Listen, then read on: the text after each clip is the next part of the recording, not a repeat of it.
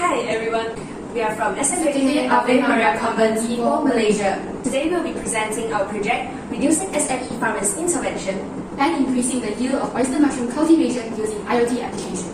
This is our team. Our teacher advisor is Pan Kumati. I'm Chawi, who will be the live presenter. I'm Elina, and our team members include Lam Sharu and Jahin Siu.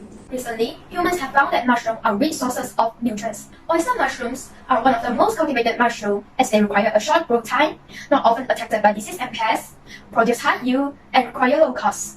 The UN World Food Programme has been teaching women from Zimbabwe to grow grey oyster mushrooms to provide them income and nutrition during famine. This proves that oyster mushroom is the solution towards SDG 2, Zero Hunger and Target 3, to double the productivity and income of small-scale food producers. As SME farmers in Malaysia face problems cultivating oyster mushroom, we carry out our research and invented S-Mush kit to increase the yield of oyster mushroom and help SME farmers gain more income. It is found that continuous decrease of export rate in our country while increase in import rate of oyster mushroom in Malaysia. So, the increase in import rate will increase the cost of mushroom, making it less obtainable by citizens. Thus, it will cause a higher risk of hunger or even famine due to poverty. Materials that we use. First, we use EHT11 sensor, soil moisture and pH sensor. We use ESP8266 Wi-Fi module to develop endpoint IoT application and connect it to our phone. The Arduino Uno is the main microcontroller. We use DC water pump for irrigation and 5V DC relay module as a step-up transformer. For our software component, we use the Bing application. Thus, farmers can monitor all the criteria and receive notification when it passes the parameter threshold. This blockchain diagram shows the methodology used in our project. Firstly, the three sensors will receive the data and transfer it to the Arduino Uno before being transferred to the ESP8266 Wi-Fi model. The data will be transferred to our phone via Wi-Fi connection, and the data will also be generated in the application. It includes 3 buttons for irrigation, switches for DHT11 sensors, and pH medium controller. This is our circuit diagram showing the connections from sensors and water pump to the ESP8266 Wi-Fi module.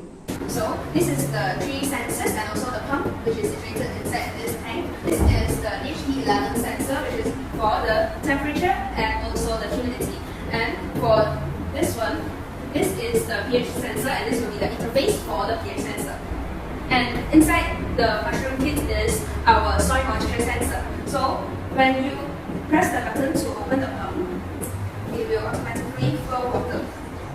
And when you turn it off, it will close. So this is controlled by the button inside the farmer's application.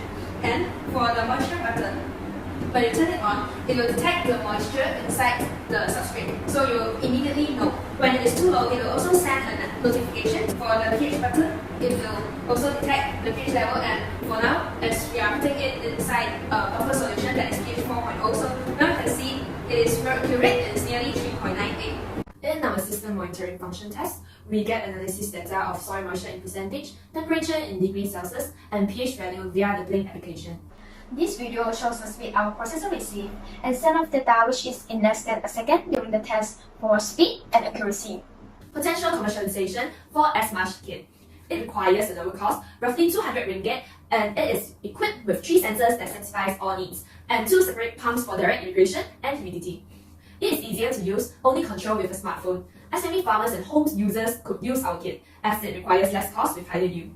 With more sensors, it could also prevent wastage. Next, the novelty of our project includes revolutionary changes to oyster mushroom farming through monitoring, management, and data analysis, which saves time, energy, and cost, thus making it affordable and sustainable.